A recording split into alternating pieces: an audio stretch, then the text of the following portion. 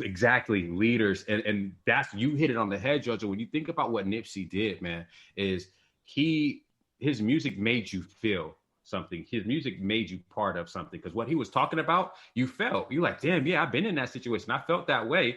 You came from exactly what I came from at some form or facet. You think about him. You think about J. Cole, who made it cool to go get that education in his raps. You think about Kendrick, like these are all dudes. What are the same message that they're teaching? They're teaching, first of all, knowledge of thyself, self-love, and guidance that, hey, we can make it out of And that this. Like what progression. they, yeah, what they portray us as, that ain't true. That ain't what the real deal is. And then you think about, okay, well, what happened? How did we get here? It's just the guidance, man. Like we didn't have people that would sit down with you before the age of the internet to tell you, here's different ways of making money outside of the trap. Here's different ways of making money outside of playing ball. Like we didn't have those examples. Now with this access, I mean, you really don't need somebody to sit down right in front of you. But guess what? Not only do we have that, we got YouTube and we got the guidance, and you got somebody that you can hop on Instagram and follow and watch their whole growth. So it's just Yeah. things now are starting to balance themselves. And Nip said it in one of his in his raps. He's like, it's you about to watch a power shift. You about to see Yeah. giants crumble. He Yeah. said it. Yeah. You about to see giants crumble because You we can't have that stop us. internet. Yeah. Right. You have that access. This is a gold mine, is what he said. Yeah. This is just Yeah. similar to the gold mine because we have that access. So Like, yes, we can continue to say, damn us, man, they fucked us up. They put us in this hole. They live in this hole. And again, you'd be valid, but at some point we got to turn that corner and say, yeah, hey, we out this hole, but I want to get about this motherfucker. Yeah. right. I need And to that's get why about we're this. important. That's why we're Mm-hmm. important, right? It's because we're like I said, only thing we need now, we have the tools. All we need now is the mindset. That's why a group like us is important, because we're here to create that spark. Like, hey, you can do this, this, and this. Wait, what? Wait, Yeah. so I can be an entrepreneur? Well, I don't have to go to college. And I'm not, anybody that goes to college and it's like, yo, this is what we need. There's more than one way to be successful. Hmm. Maybe college isn't for everybody. Right. You know what I'm saying? Being an entrepreneur isn't for everybody. But this mindset that we can create with people, it can change their worlds. It can change generations. That's what we're here for. They I got phones. We got the mindset to provide. The mindset, bro, is everything, because if you honestly think about it, we have so much um ways to learn that no matter what you want to do right now, you can learn it today. You feel me? Like if I wanted to Today. learn, I can learn it today. If I wanted to learn how to take my carpet out and put hardwood floor in here, I could learn that today and do it. You know what I'm saying? Because I have so much access. If I wanted to, whatever. If I wanted to change this light bulb and put a fan in here, and I don't know nothing about electricals, I can sit here, watch a video for about an hour, and learn and do it. But it has to Sidebar. be a mindset that you Side, want to do it. Yeah. Sidebar, you can turn that into a living though. Like Yeah. that's the thing. Like not only do you learn how to do it, you can learn how to Monetize it. do it so well. Exactly. And that's what we're talking about with gold mine. It's like you have all this access. Yeah. All this access to the thing. And I think that was the equalizer, back to what you're saying, Ro, is that's the access that we didn't have. That's the access that was the difference between, when I was going to private school, when I was going to public school curriculum is, hey, let me just give you the bare minimum so you can go ahead and graduate. Yeah. Private school was like, hey, let me feed you and foster what you need to do and where you need to find the right information to be what you want to be. And that's the difference between the two education systems.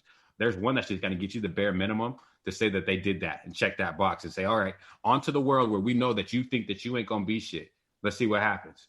See, and real quick, and quick. there's two. I'm gonna let you go. And it's two different. When you talk about excuses and a mindset, bro, there's always an excuse. So if I say I can't do a Zoom call in this room because it's way too hot. I need a fan, but I don't know any technicians. You know what I mean, that's my excuse why I can't do it in here.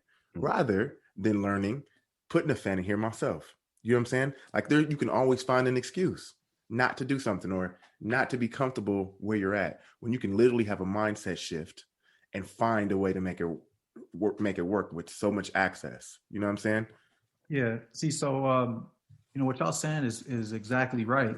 And I wrote down some more notes because this is the only way that I'm like making sure to hit every point that I want to hit. And you know, Mook, what you said earlier is exactly what it is right now. Like what JoJo and Watch was sharing is that the power shift has changed. You have access to all these different things, but like you think back then when we was in high school or back in the day, like Mook, what you said is spot on. Is that you went to a private school, but you also kept tabs on public school. You kept you want to understand more about that because your family went to public and then you was fortunate enough to go private, but you didn't make it as like, I'm just sticking to private school, that's it. No, you want to understand and learn. Now from the inner city side, all we know is the inner city, but right now you think about the change of power, you think about the access that we have. If people really legit want to change that excuse, you have the ability to be an inner city kid and you can Google and learn exactly what the private schools is teaching because of this, because of the access that's happening right now.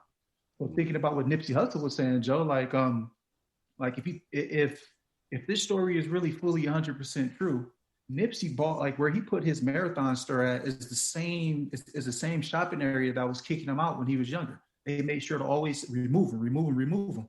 So he got smart enough for it, not smart enough, but he just got to a point where it's like, look, for me to get back to the hood, I need to buy back this. But he bought that section over there off of Crenshaw. He bought it.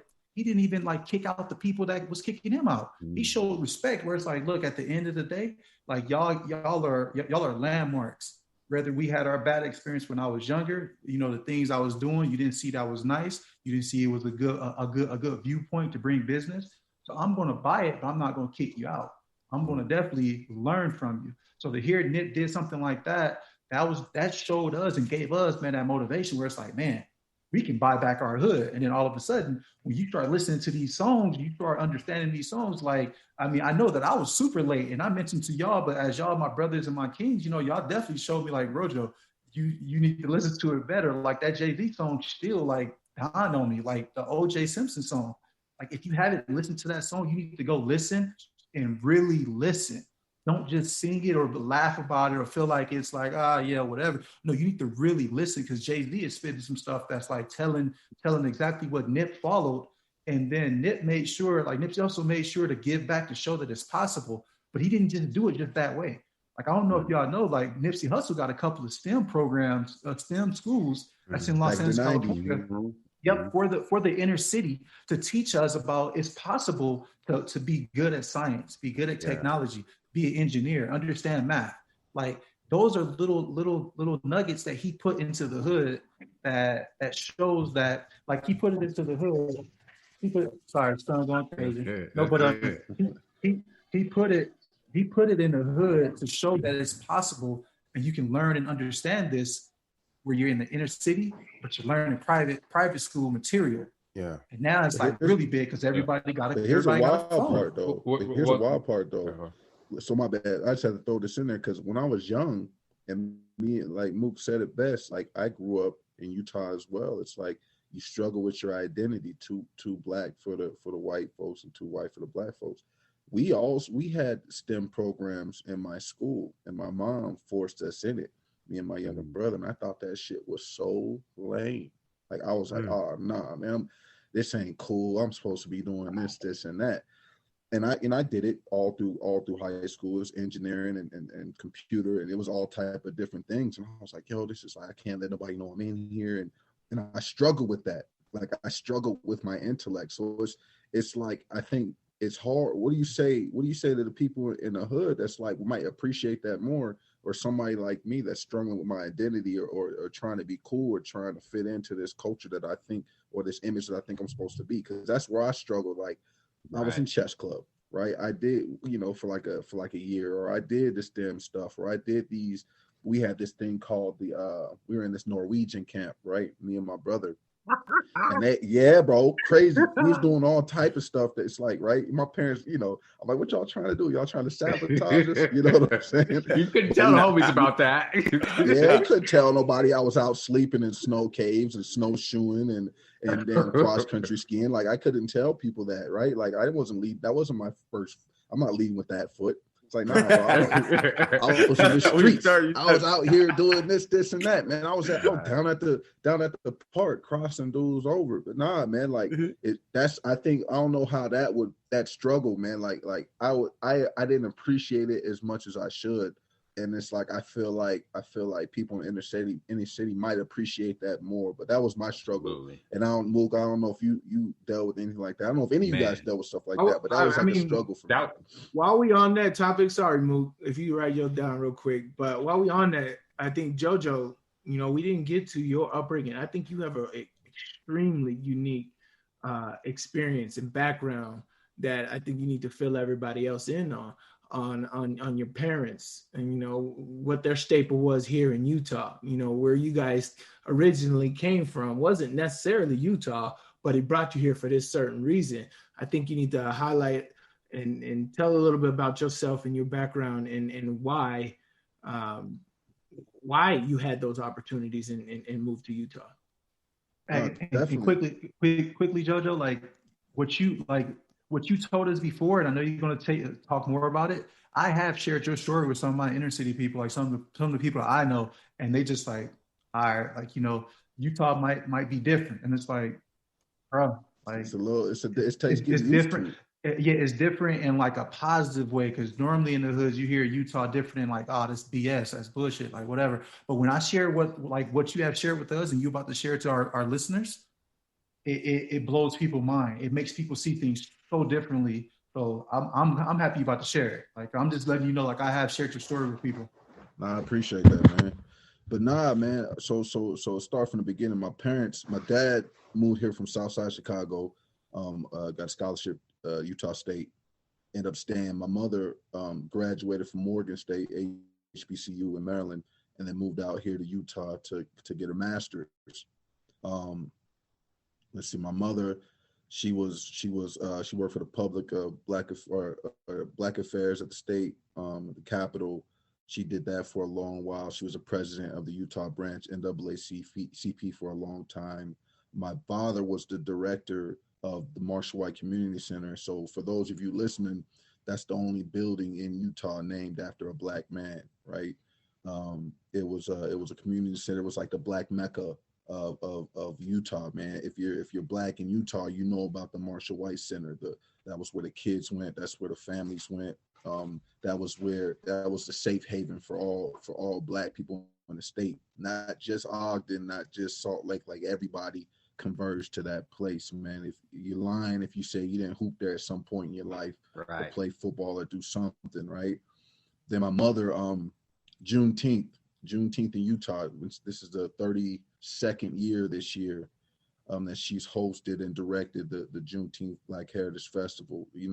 To some people it's new. To me, man, I've been doing this since I was born.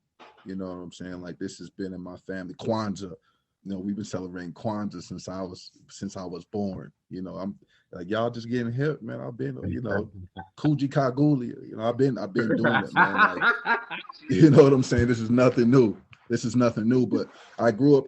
It was unique, man. I grew up in a very unique household, man. Like I said, my pop lost both his parents by the age of 15. So I grew up no excuses.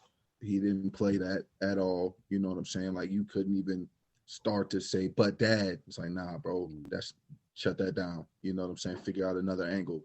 That was the mindset.